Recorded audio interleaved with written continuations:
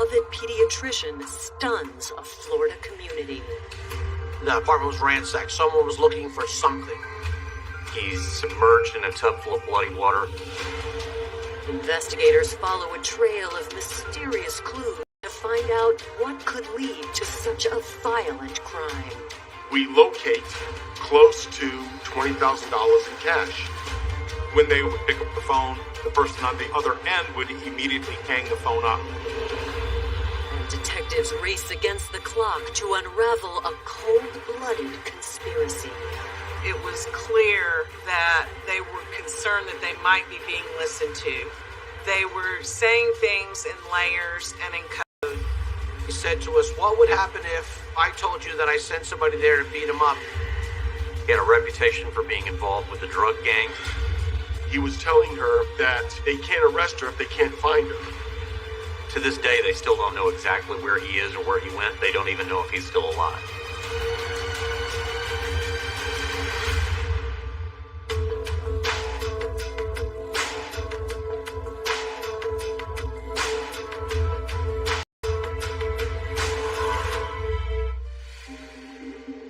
January 25th, 1994, St. Petersburg, Florida.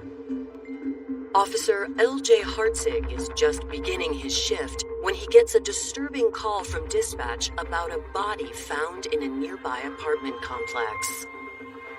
It was probably about 20 to 25 after 3. I was in my cruiser getting ready to drive to my zone that I patrol when I heard the call come out. At the apartment complex, Officer Hartzig is met by a frantic young woman. Upon arrival, I talked to witness Patricia Danino. I speak to her briefly. She explained to me that the victim was in the bathtub inside the apartment. Once I entered the apartment, I saw that the apartment was in disarray and just everything was thrown about. I went into the bathroom area. I see the victim with his face down, with his hands and his feet tied behind his back with an electrical cord. I see that the tub is halfway full with water. It's bloody. All I thought about at that time was to preserve the crime scene. As Officer Hartzig waits for the caller, Patricia Danino, who says the victim is her fiancé, Dr. Lewis Davidson.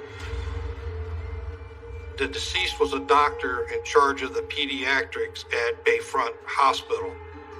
Miss Danino is crying hysterically. She's upset. It was hard to interview her. I had to take my time and work with her to get the information about who this doctor was and why she was there.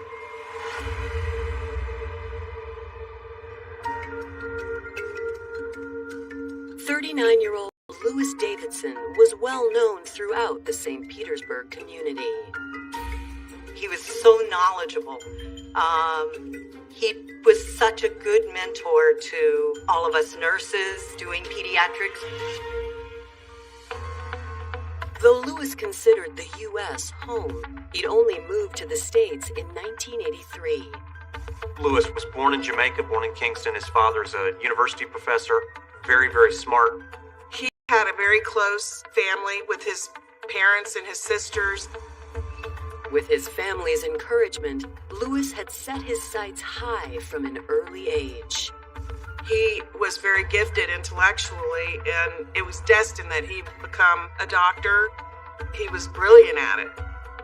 I feel like that was his calling, and he knew it.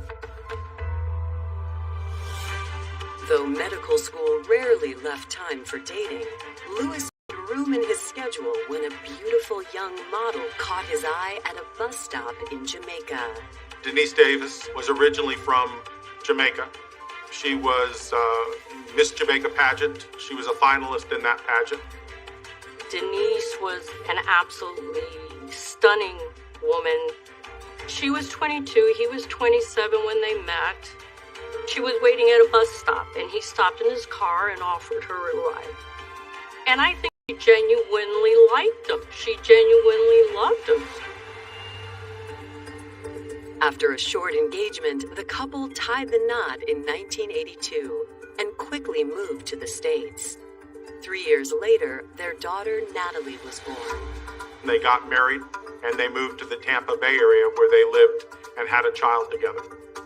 Denise was a very caring mother, supportive, loving, and she was pretty much at home with Natalie the first few years. Dr. Davidson doted on Natalie. He'd just glow and he would talk about Natalie, and he loved her very much. After climbing the ranks in his profession, Lewis settled into his career at Bayfront Hospital. I'm in the emergency room division. He was a good man, a talented man.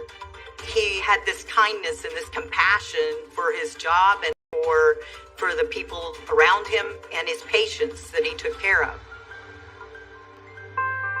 While his career blossomed, his relationship with Denise began to crumble. Approximately 1991, Denise Davidson and Dr. Davidson separated. It was at that time that Dr. Davidson moved out of the residence. He got an apartment in St. Petersburg, and she remained in their home in Tampa with her daughter Natalie. In October of 1993, Lewis and Denise decided to make their separation legal. Dr. Davidson had developed a new relationship with Patricia Danino. Patricia Danino works for Bayfront Hospital within the emergency room pediatrics where Dr. Davidson works. So they started off just knowing each other from the hospital, and at this point in time, they were boyfriend-girlfriend. Lewis was the only one who had moved on. Denise Davidson still lived in Tampa. She developed a relationship with a gentleman from Jamaica, Leo Cisneros. So Dr. Davidson and Denise Davidson were kind of going on with their lives. Not long after their separation, St. Petersburg homicide detectives have just arrived at Lewis Davidson's apartment, where his girlfriend Patricia found him dead in a bathtub. I arrived just after the initial officer on scene, Officer Hotzig, had spoken and took the initial statement from Patricia Danino. At that point, I arranged for Patricia Danino to be transported to the St. Petersburg Police Department. As we start to process our scene, I go through the front door and I can see that obviously the apartment was ransacked. Someone was looking for something. In the foyer, detectives identify their first potential clue. we notice there is a footprint, a shoe impression on the floor. Whether it was wet or grease or oil, whatever may have been on the bottom of the shoe, left an impression on that tile. It was a certain make, a Voigt, which wasn't a real popular type of shoe, and it appeared to be about a size 9. Detectives also find what appears to be evidence of a struggle. I can see items thrown on the floor. The cushions were off the couch. There's a vacuum cleaner sitting here that has obviously not in its normal place. In the bedroom, the closet door is open, and I can see clothes and items have been thrown onto the floor. It's a mess inside that closet. As I approach the bathroom, I'm looking and I'm seeing the wall where there's obvious blood spatter here on the wall. Inside the bathroom, detectives get their first look at the victim. He was drowned, while tied and blindfolded, drowned in a bathtub full of hot water. A vacuum cleaner cord was used to tie up his hands, and there was a cashmere article of clothing that was used to tie him up as well. The scene is extremely violent in nature. The appearance leads me to believe that there's more than one person involved. In the closet of Dr. Davidson, they found a garment bag, and in that garment bag was a substantial amount of money. We locate close to $20,000 in cash, along with Dr. Davidson's jewelry. The items of true value were not stolen. Instead, we have a staged crime scene and a dead doctor with a very brutal type of killing. stepping up. Investigators uncover salacious secrets. She denied that she was posing for dirty pictures. Was Dr. Davidson involved in some kind of activity that could have brought this type of a crime closer to him? The first person of interest was in that type of crowd where he would have known the people who were able to pull off such an event.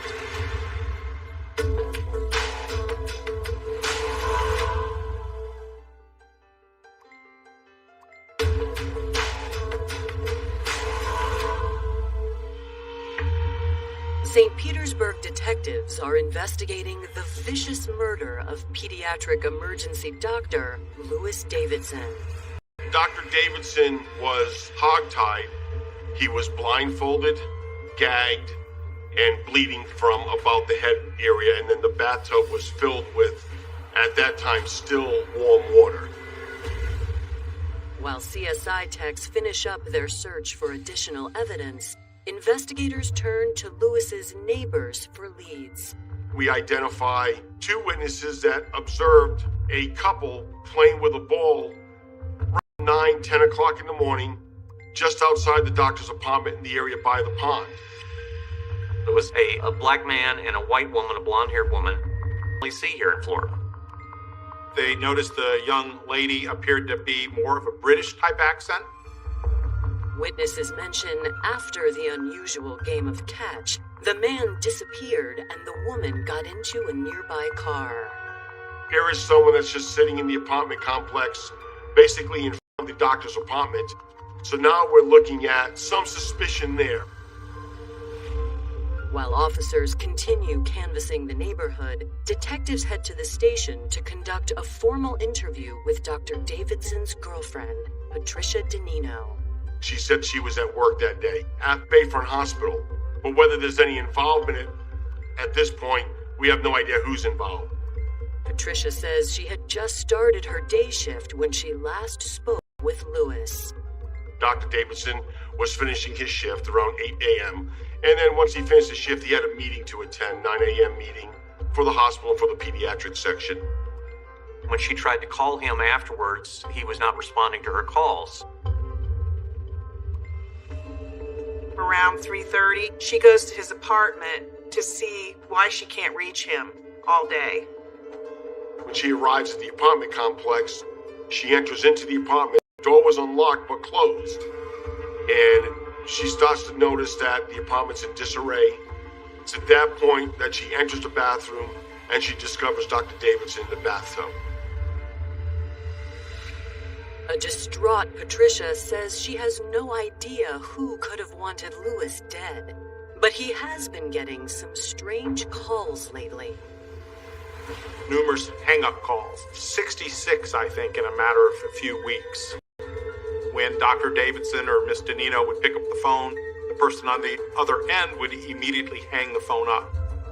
To the detectives, that sounded like someone trying to track his movements, where he was at different times, what he was doing. Patricia says the most recent suspicious phone call was just that morning. Somewhere between 9, 10 o'clock in the morning, Patricia DeNino receives a phone call at the hospital where someone is looking for Dr. Davidson. And they asked for him. She replied that he was not available at the time. Things felt suspicious involving the calls at the hospital. But we did not know who would be connected to this that may have committed harm to Dr. Davidson. Detectives ask if Louis could be connected to anything illegal. Initially, the $20,000 in the garment bag caused him to have some alarm. Was Dr. Davidson involved in some kind of activity that could have brought this type of a crime? She is explaining to me that the doctor would keep money in his closet so that not all his money was in the bank account because of the divorce situation. That was a tumultuous relationship between the two of them. There were allegations from her that he had abused her. There were allegations from him that she had posed for erotic photos. But of course he denied the abuse and she denied that she was posing for dirty pictures. Patricia says the focus of the divorce revolved heavily around the couple's daughter, Natalie. They had fought very bitterly over custody for Natalie.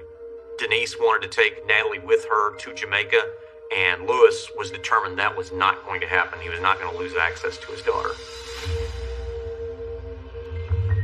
After finishing up with Patricia, detectives call Bayfront Hospital to verify her alibi.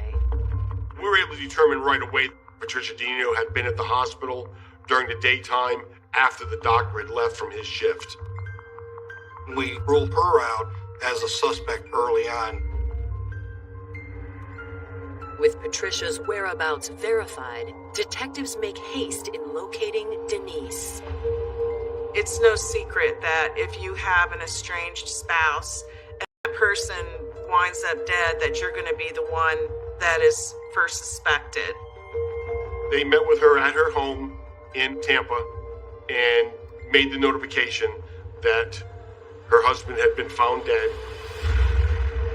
When Denise Davidson was asked what she was doing the morning he was murdered, she really didn't have a lot to report other than just usual routine things that she always did. She didn't go to work that day, but she did have the care of her daughter. She told law enforcement they were in the middle of a custody fight, but she said that he's the father of her child, and she had no reason to want to hurt Dr. Davidson. As a matter of routine procedure, detectives ask Denise if she's currently involved with anyone new. The information that was provided to us by Denise Davidson that the boyfriend's name is Leonardo Cisneros. The two had met during one of her visits back home to Jamaica. He seemed to become really enamored with her. He, at one point, then asked her to marry him. Denise was questioned about the whereabouts of her new boyfriend, Leo Cisneros.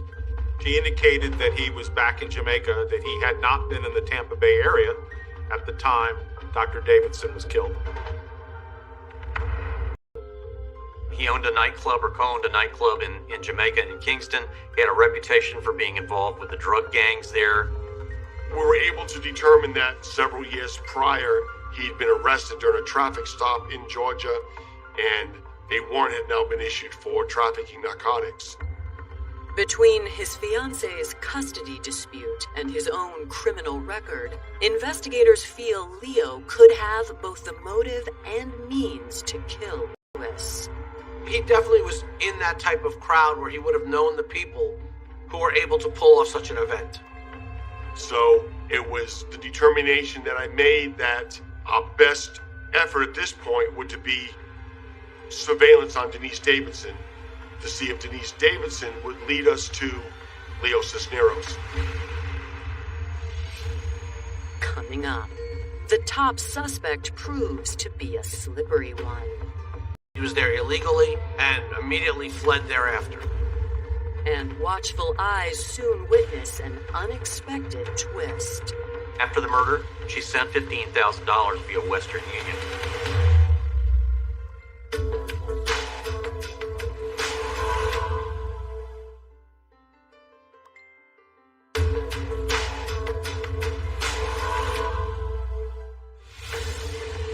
It's been 24 hours since Dr. Lewis Davidson was found violently murdered in his St. Petersburg apartment.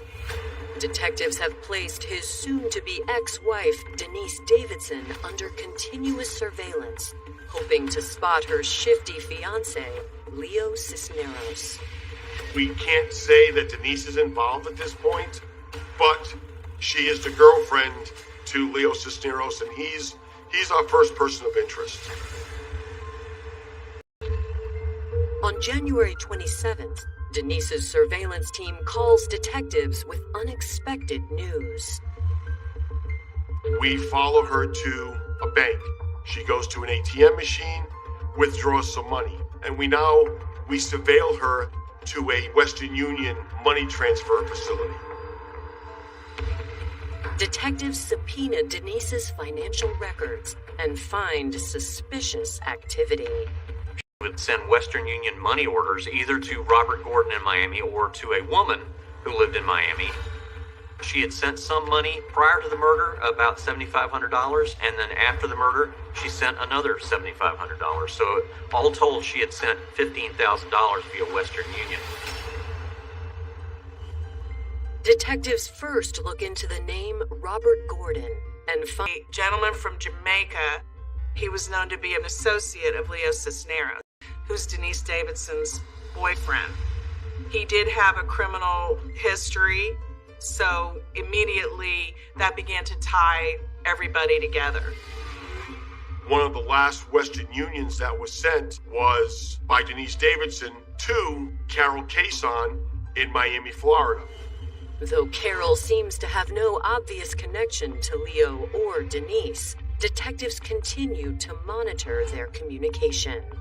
We looked at a lot of the phone calls that were being made by Denise Davidson and phone calls to Denise Davidson and noticed some numbers that kept repeating. One of these numbers was to a bar in Jamaica called Peppers. We were able to ascertain through a lot of folks that Leo Cisneros was a part owner of Peppers. Detectives reach out to Leo directly. He was in Jamaica. He was actually at Pepper's Bar in Kingston. I left a message for him there at the bar. He actually returned my phone call. Leo told me that he had troubles in the past in the United States for drug trafficking and that he couldn't use his real name to travel to the country. So he would utilize fictitious passports, and that's how he was traveling back and forth.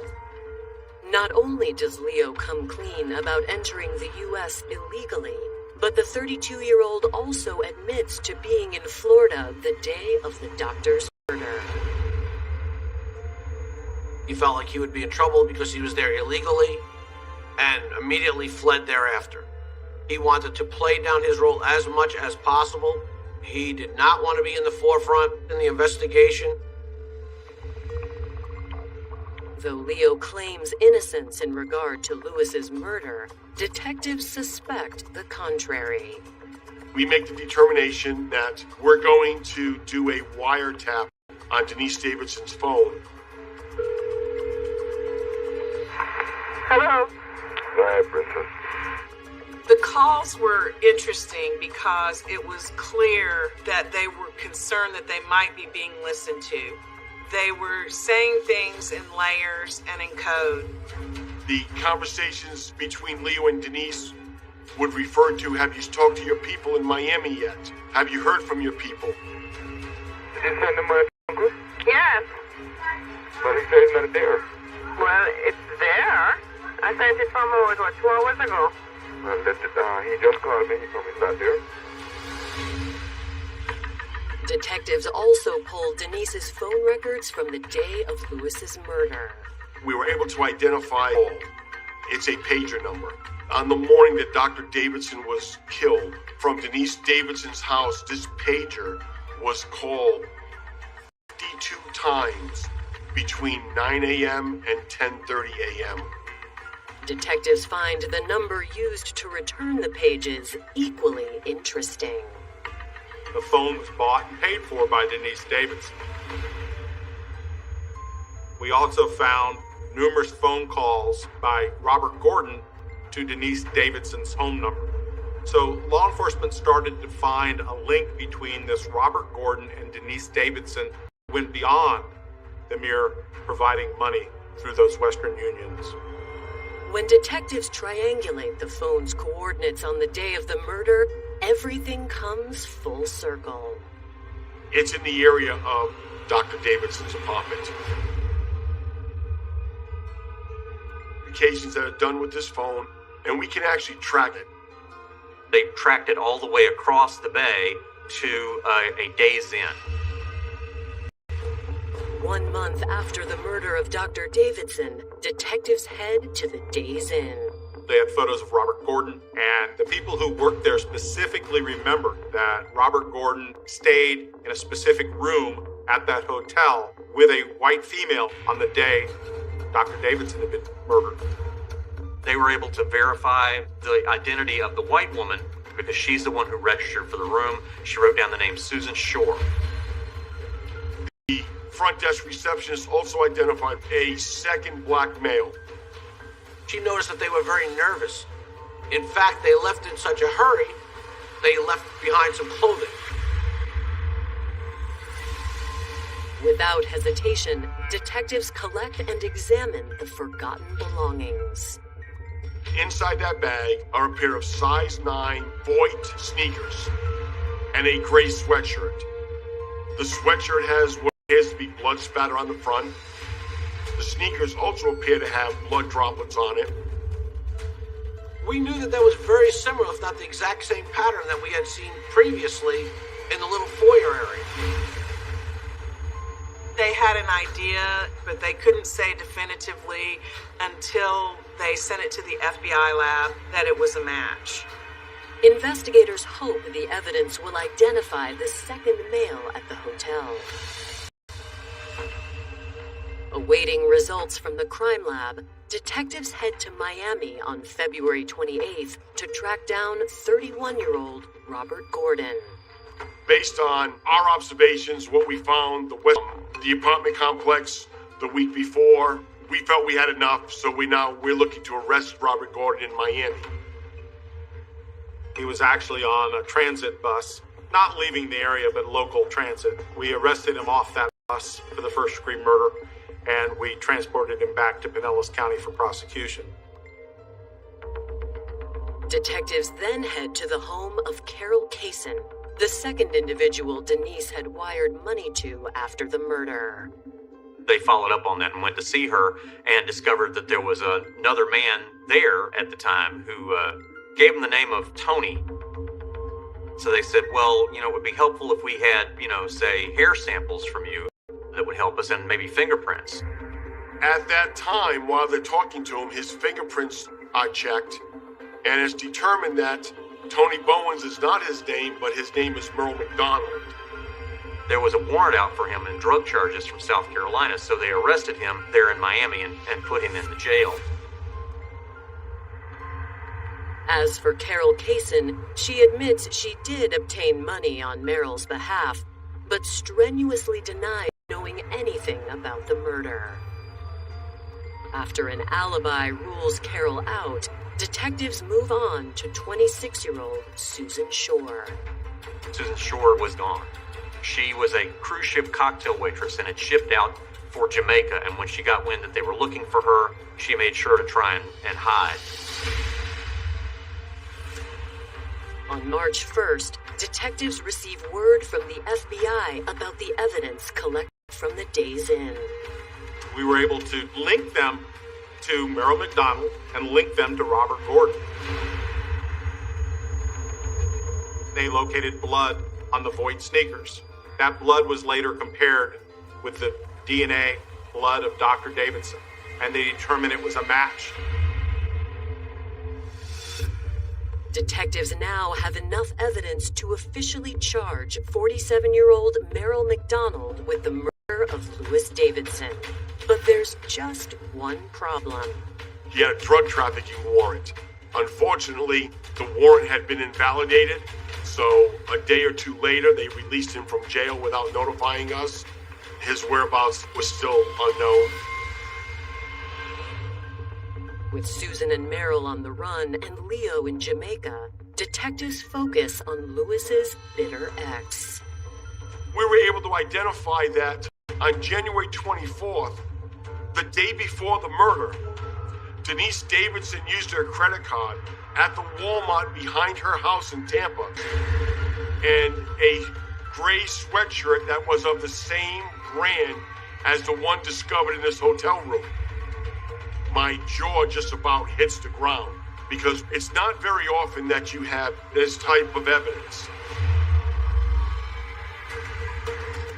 Coming up, Denise appears to go from suspect to victim. She felt like her life was endangered because of this threatening phone call. It was a sort of a raspy voice, a message received at her house. You'll be sorry, Denise.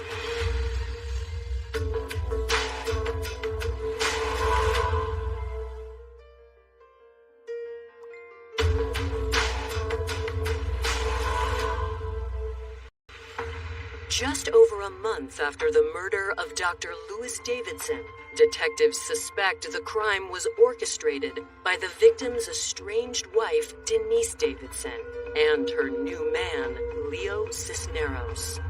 In a stunning turn of events, on February 25th, Denise contacts detectives, claiming she could be next. She calls me and says, Detective Salona, someone's threatening me. She's basically trying to say, hey, these people that killed her husband are after her. It was a sort of a raspy voice, a message received at her house. You'll be sorry, Denise. She felt like her life was endangered because of this threatening phone call. Little did Denise Davidson know that at the time that phone call was made, Denise Davidson was under surveillance. And they actually witnessed Denise walk out of the business, go to the payphone, and then call her own home. As evidence continues to stack up against Denise, detectives continue monitoring her calls for another week. Denise Davidson and her father in Jamaica had a conversation. She felt like the police were closing in on her. And her father suggested that, they can't arrest you if they can't find you. We let the surveillance know, look, just be on a little heightened alert. And it was around 5 o'clock in the morning on March 4th that I get the phone call from the wire room that says, hey, surveillance just notified us. Denise Davidson's on the move. It looks like she's heading towards the airport. They follow her right to the airport, right to the ticket counter, and stand in line behind her as Denise purchases a one-way ticket to Kingston, Jamaica. As the FDL agent puts the handcuffs on her, she thought she was still under the court order that had been given her and Louis during the divorce proceedings not to take Natalie out of the country. So she made arrangements to leave Natalie and go down by herself. We had detectives travel to Jamaica. Detective DeSaro actually went to Jamaica and interviewed Leo Cisneros himself. The first time we went to speak to Leo, he denied any knowledge of involvement. One of the interesting things that he said to us was, what would happen if I told you that I sent somebody there to beat him up and they just got carried away? DeSaro wound up slap cuffs on him and drag him back that day from Jamaica, but unfortunately we just couldn't get the warrant issued to us. Back in the States, detectives keep plugging away at their case. And on March 22nd, they finally catch a break. We had a warrant issued for Susan Shore, and Susan Shore was located in Kingston, Jamaica. Kingston police had identified her and stopped her. Susan Shore is immediately extradited back to the States. In an interview with detectives, the 26-year-old comes clean about her role in the crime. She really didn't know Gordon and McDonald at all. She had met them at the Hialeah racetrack in Miami. She was basically asked to drive McDonald and Gordon up to Tampa Bay. She maintained that she did not know the real reason why they were being asked to be driven around in the St. Petersburg area. Susan tells detectives she drove Robert and Merrill to the Days Inn on the night of January 24th, 1994. She had done it in exchange for $100. It turns out the reason why they were doing that and the reason for the 52 calls to the pager were because they thought that Louis Davidson was going to get home about 7 in the morning. But he'd been held up by a meeting, so they were kind of killing time waiting for their victim to show up. Susan says once Louis arrived, Robert told her to wait in the car. At that point, they think Gordon and McDonald rushed him in and then beat him up and killed him. Susan tells detectives from there was very agitated, was waiting for somebody. Finally, Leo Cisneros showed up and Denise showed up. The two of them talked to the two hitmen at some length. The information from Susan helps detectives finally secure an arrest warrant for Leo. Now, they just have to find him. We were going back to Jamaica. We had a warrant for Leo Cisneros to arrest him, and he had fled the country. With Leo on the lam, detectives turn their attention to the other accomplice yet to be accounted for, 47-year-old Merrill McDonald. Utilizing phone records in October of 1994, we found Merle McDonald hiding out in New York, again using an alias. We arrested him without any fight, and we brought him back to Florida for prosecution. Coming up, as authorities try to strengthen their case against Denise, they uncover a slew of secrets. When she was booked, I believe she was about 4 months pregnant. And will resurfacing allegations throw a wrench in the state's case at trial? She was every battered woman I ever worked with. Unbeknownst to her, he had hired these two hitmen, and it was all his doing.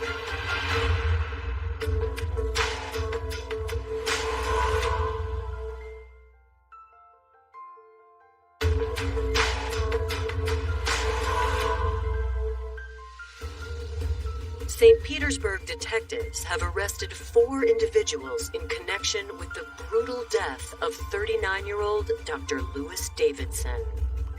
Now we had Denise Davidson, Robert Gordon, Merle McDonald, Susan Shore, all in custody, and the only person we were lacking was Leo Cisneros, who had fled Jamaica. With Leo on the run, authorities continue strengthening their case against the others and find 2 substantial motives. Denise Davidson had notified the county jail personnel that she was pregnant. It turns out that it was Leo Cisneros' child, which sort of gave an added urgency to her wanting to move to Jamaica to be with him.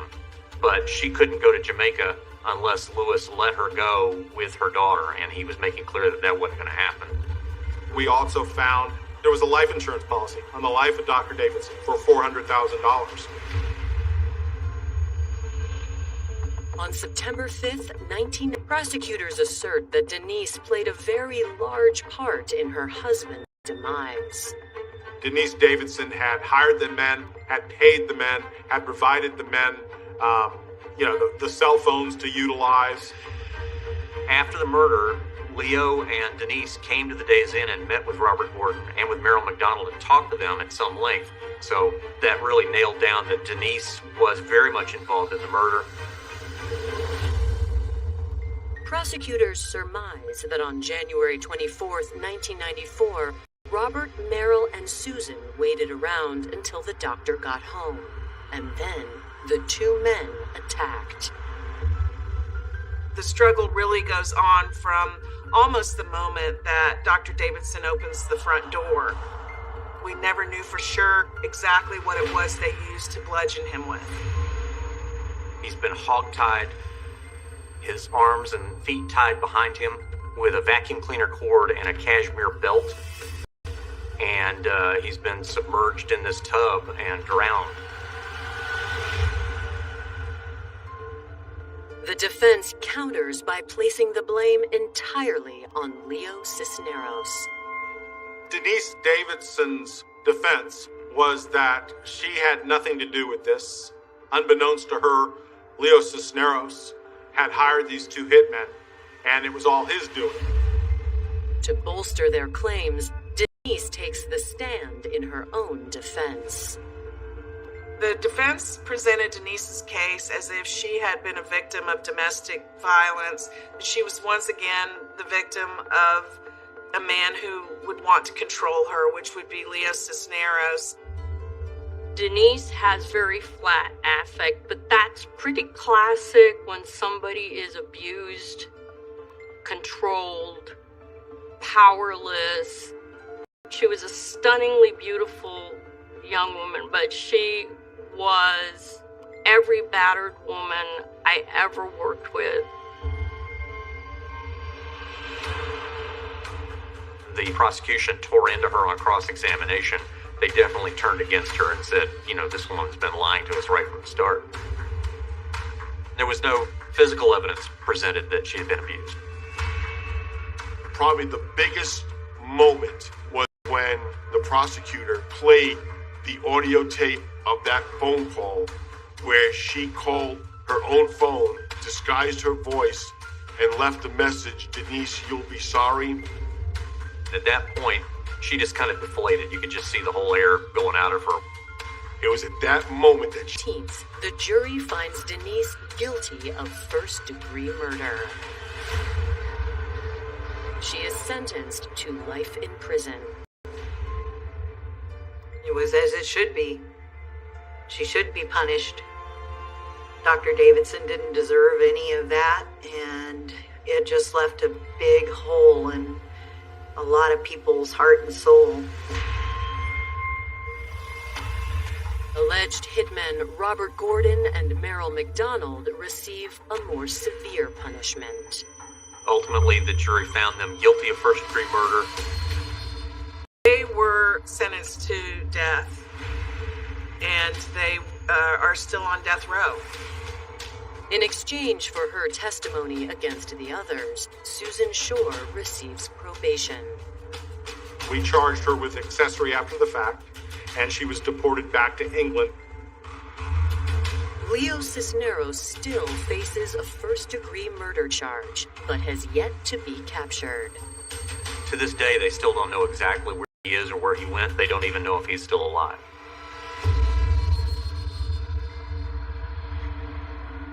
Denise continues to maintain her innocence. She has never wavered on that.